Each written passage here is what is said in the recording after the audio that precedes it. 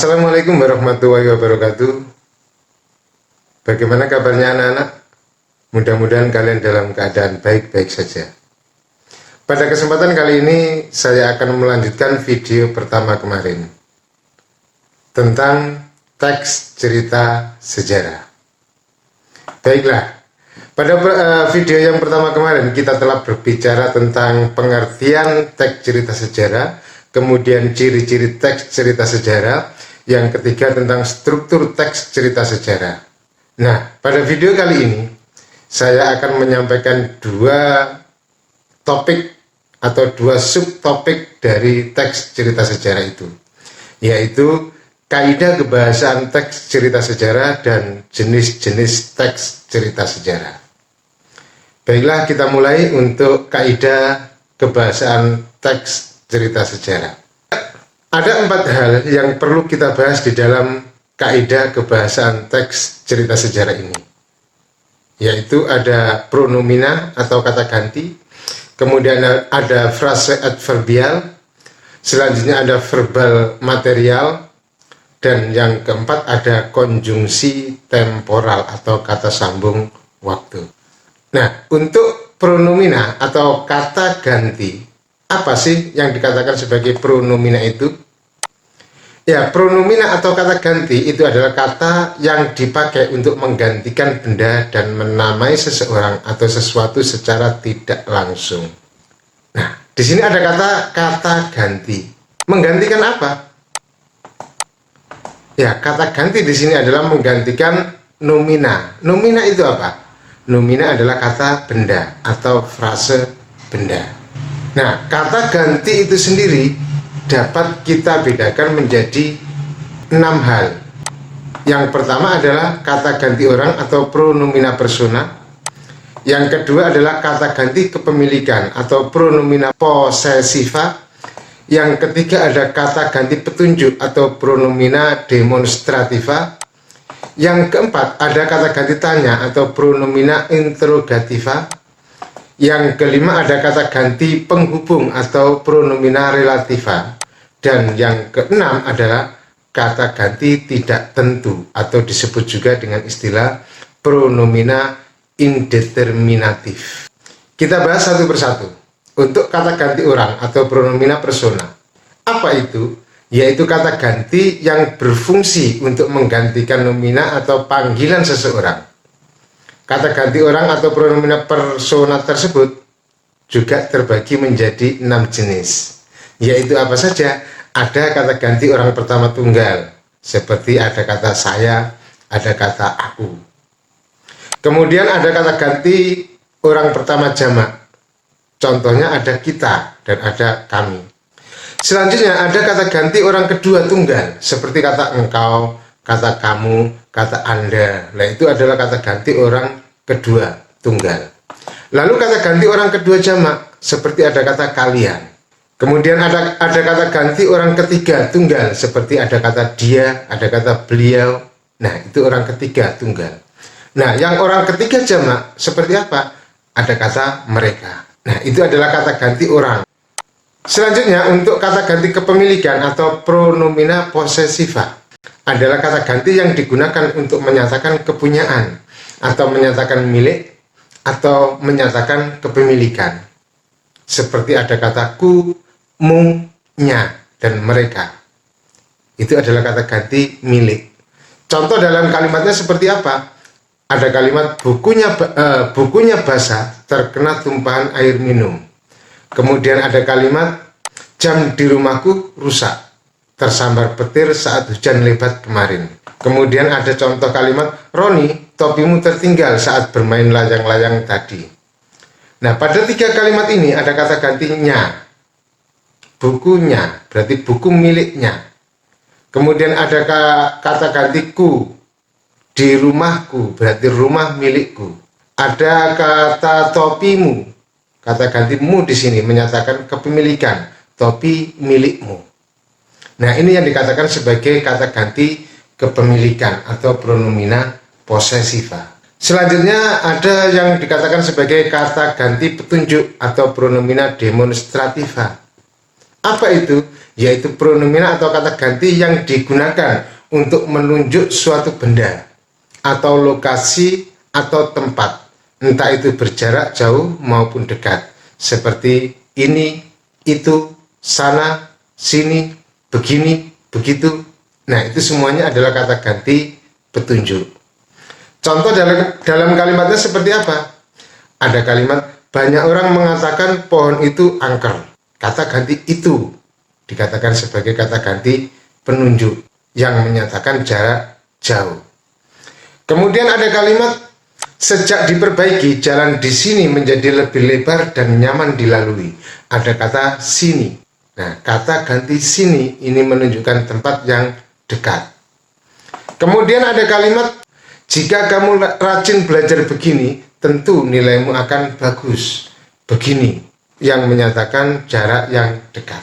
Selanjutnya, ada kata ganti tanya atau pronomina interrogatif. Apa itu pronomina interrogatif? Yaitu pronomina atau kata ganti yang berfungsi sebagai kata tanya atau penanya atau peminta informasi, biasanya berupa peristiwa atau kejadian, seperti kata apa, bagaimana, kapan, mengapa, siapa, di mana.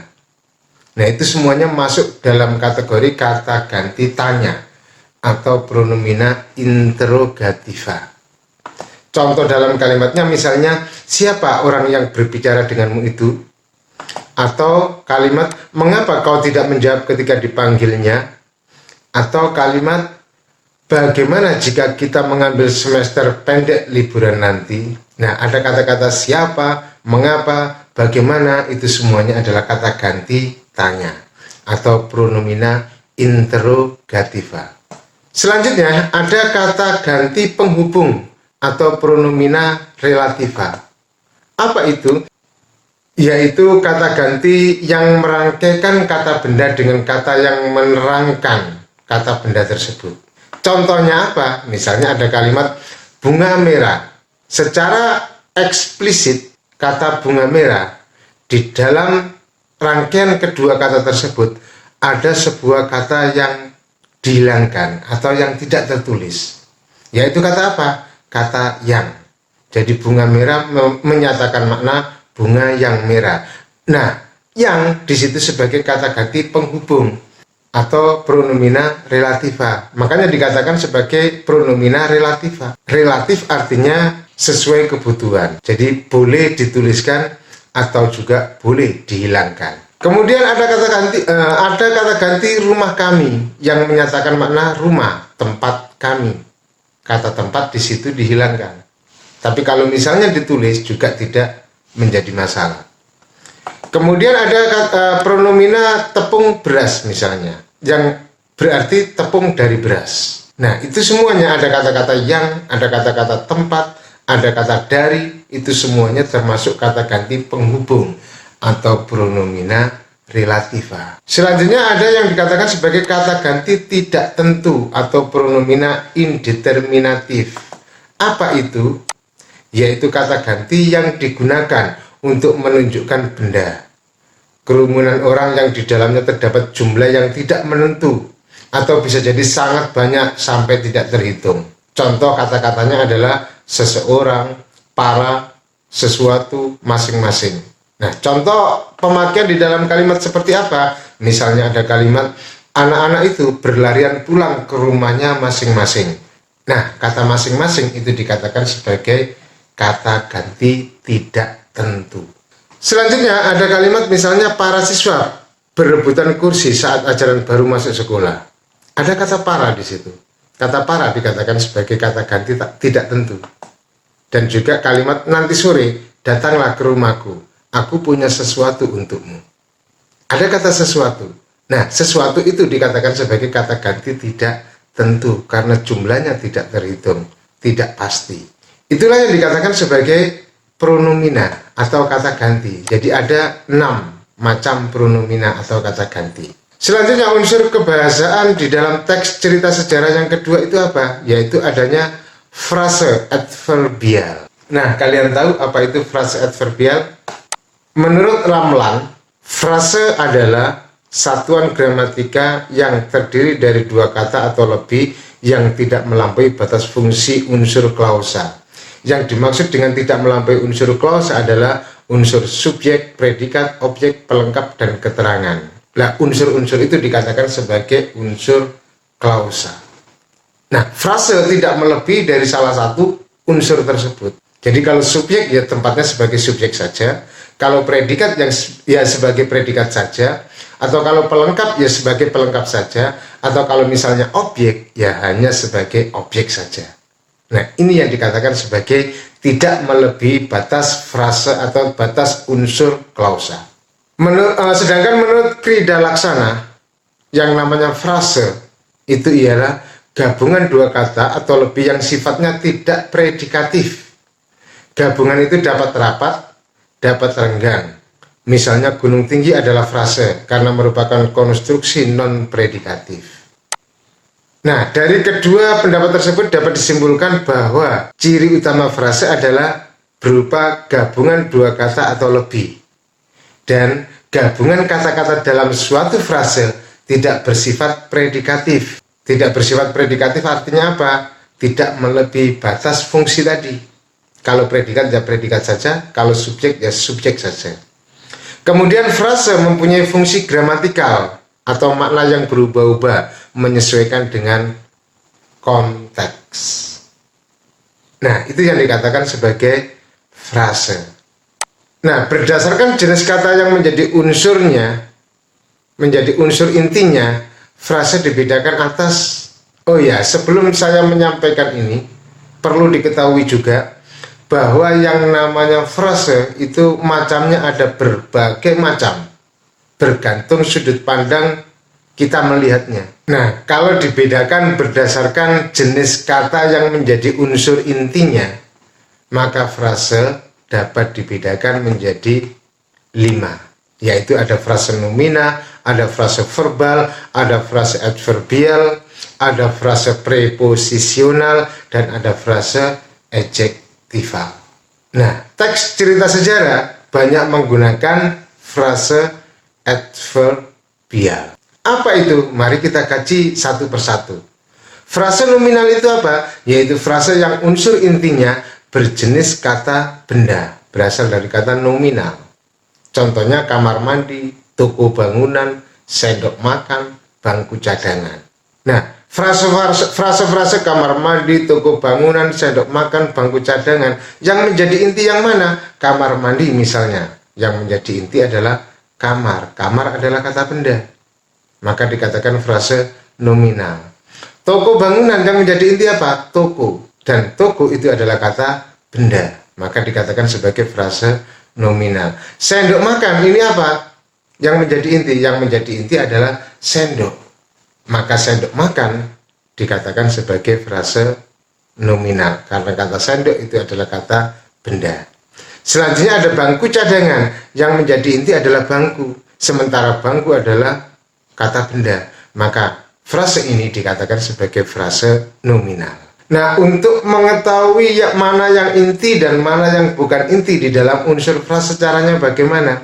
Caranya adalah, cara mudahnya adalah inti frase itu adalah wujud dari frase tersebut. Jadi ketika kita mendengar sebuah frase diucapkan, maka gambaran atau bayangan yang ada di otak kita, wujudnya apa? Itulah yang menjadi inti frase.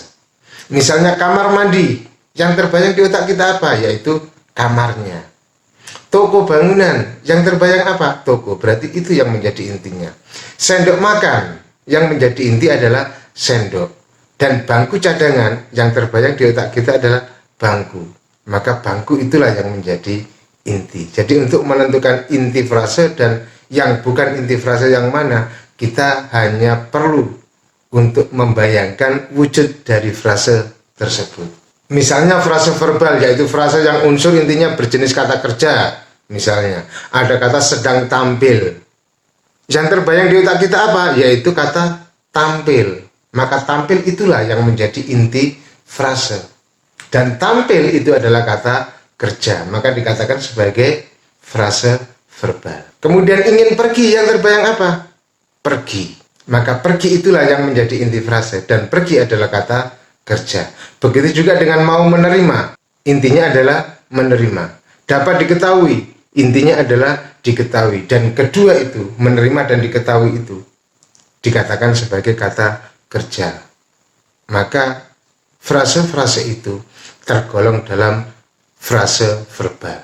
Selanjutnya ada frase adverbial, yaitu frase yang mengandung unsur keterangan. Contoh, minggu lalu. Yang menjadi inti apa? Yaitu kata, ya betul, kata minggu. Kemudian tengah malam, yang menjadi inti adalah malamnya. Jadi malam itu adalah keterangan waktu.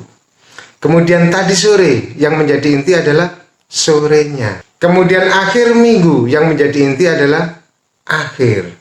Dan kemarin malam, yang menjadi inti adalah kata kemarin. Dan masa lampau, yang menjadi inti adalah lampau. Semuanya itu tergolong dalam frase adverbial atau keterangan. Selanjutnya ada frase preposisional atau frase preposisi, yaitu kata depan, yaitu frase yang mengandung unsur kata depan. Contohnya dari rumah ke kantor, di toko, di perjalanan, pada siang hari. Semua frase-frase itu yang menjadi inti adalah kata depannya, yaitu kata dari, kata ke, kata di, kata pada. Itu semuanya akan menjadi inti frase. Dan selanjutnya yang kelima yaitu frase adjektiva atau frase adjektif atau kata sifat, yaitu frase yang mengandung unsur kata sifat. Contohnya mahal sekali, yang menjadi inti adalah mahal. Amat penting, yang menjadi inti adalah penting. Begitu indah, yang menjadi inti adalah indah. Dan cukup hebat, yang menjadi inti adalah hebat. Jadi ada kata-kata mahal, ada kata penting, ada kata indah, dan ada kata hebat. Itu semuanya sebagai kata sifat.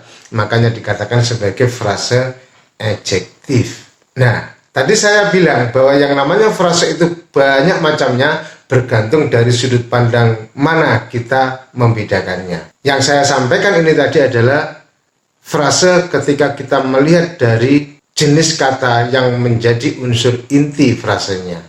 Lalu pembagian yang lain bagaimana?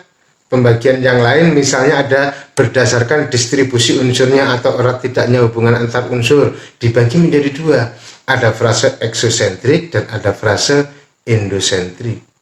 Kemudian kalau kita membedakan frase berdasarkan kedudukannya tiap unsurnya, maka frase itu dibedakan menjadi dua juga, yaitu ada frase setara dan ada frase bertingkat. Nah, kalau kita melihat frase berdasarkan makna yang dikandung, maka frase dibedakan menjadi dua, yaitu frase biasa dan frase idiomatik. Itu adalah macam-macam frase. Jadi ketika kita berbicara tentang macam-macam frase, maka kita harus melihat dulu dari sudut pandang mana kita membedakannya.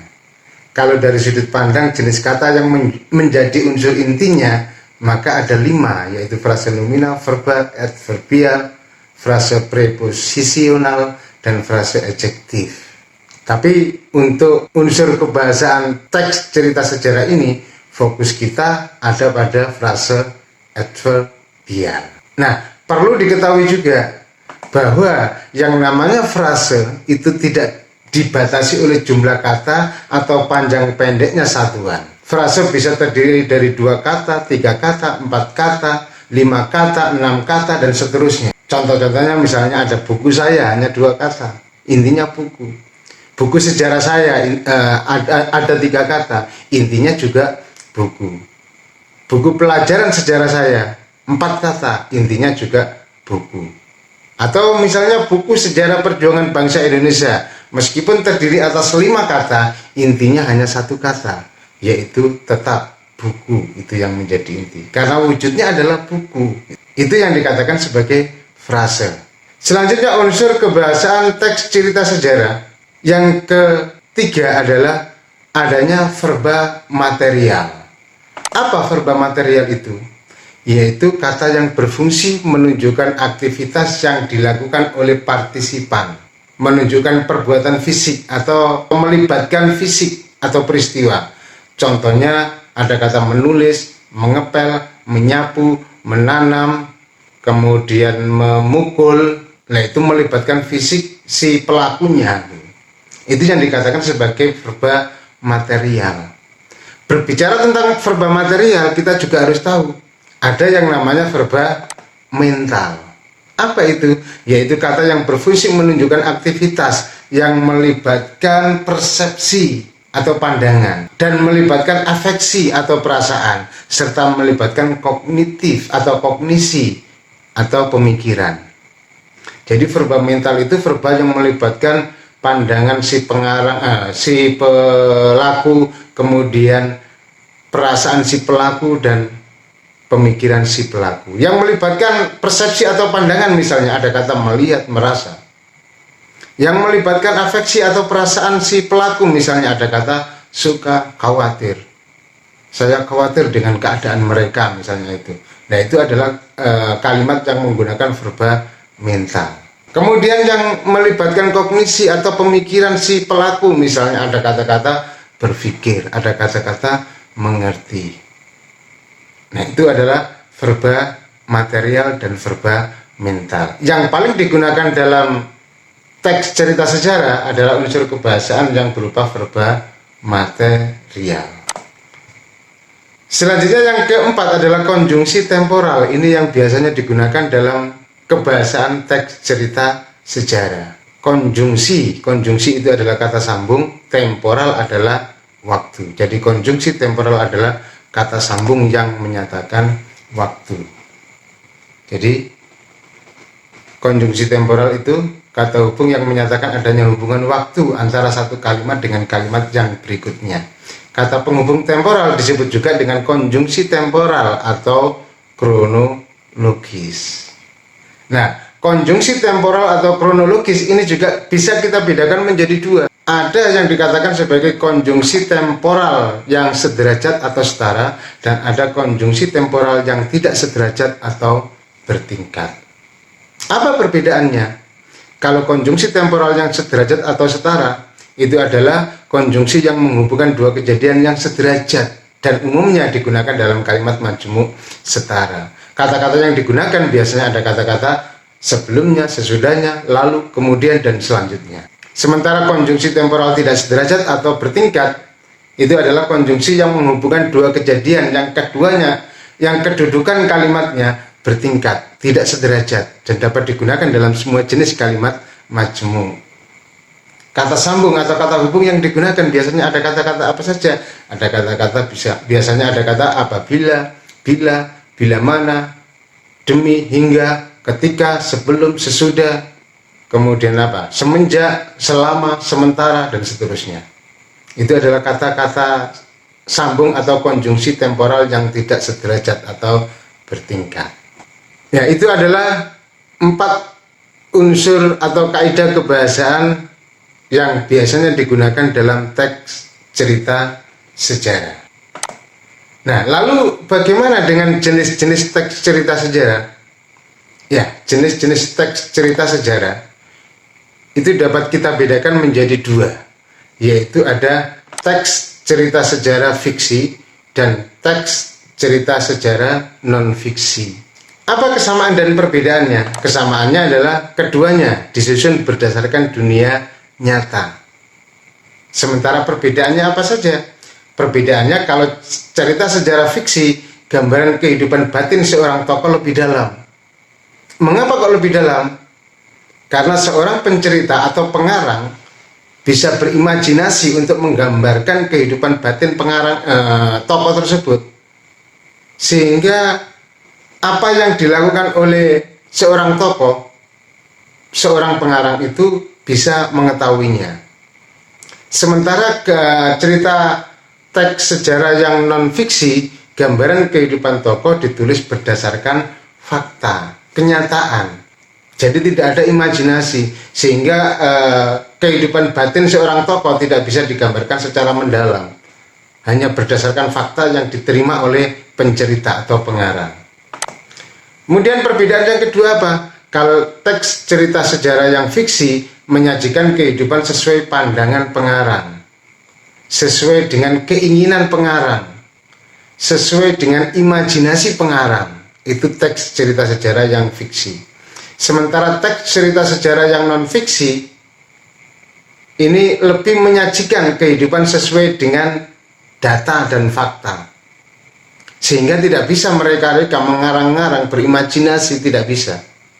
Harus sesuai dengan data yang diterima, harus sesuai dengan fakta yang ada, tidak boleh menyimpang, tidak boleh mengada-ada. Itu teks cerita sejarah yang non-fiksi. Nah, lalu contohnya apa saja? Contohnya untuk teks cerita sejarah yang fiksi, diantaranya ada novel, ada cerpen, ada legenda, dan ada roman. Sementara teks cerita sejarah yang non-fiksi diantaranya ada biografi, yaitu cerita kehidupan orang lain. Kemudian ada autobiografi, yaitu cerita tentang kehidupan diri sendiri. Kemudian ada cerita perjalanan. Kemudian ada catatan sejarah. Nah, ini contoh-contoh yang ada dalam teks cerita sejarah yang fiksi maupun yang non-fiksi. Misalnya dalam buku yang nyata, misalnya ada cerita Panji Laras dan Panji Liris, nah itu termasuk teks sejarah yang fiksi. Sementara yang non-fiksi, salah satu contoh bukunya adalah buku Habis Gelap Terbitlah Terang. Ini adalah sebuah buku yang menceritakan biografi Raden Ajeng Kartini. Nah, ini adalah jenis-jenis teks cerita sejarah. Demikian pembahasan kita tentang materi teks cerita sejarah. Semoga bermanfaat dan kita bisa mengambil pelajaran dari materi ini. Dan saya ucapkan terima kasih atas perhatiannya. Saya akhiri. Wassalamualaikum warahmatullahi wabarakatuh.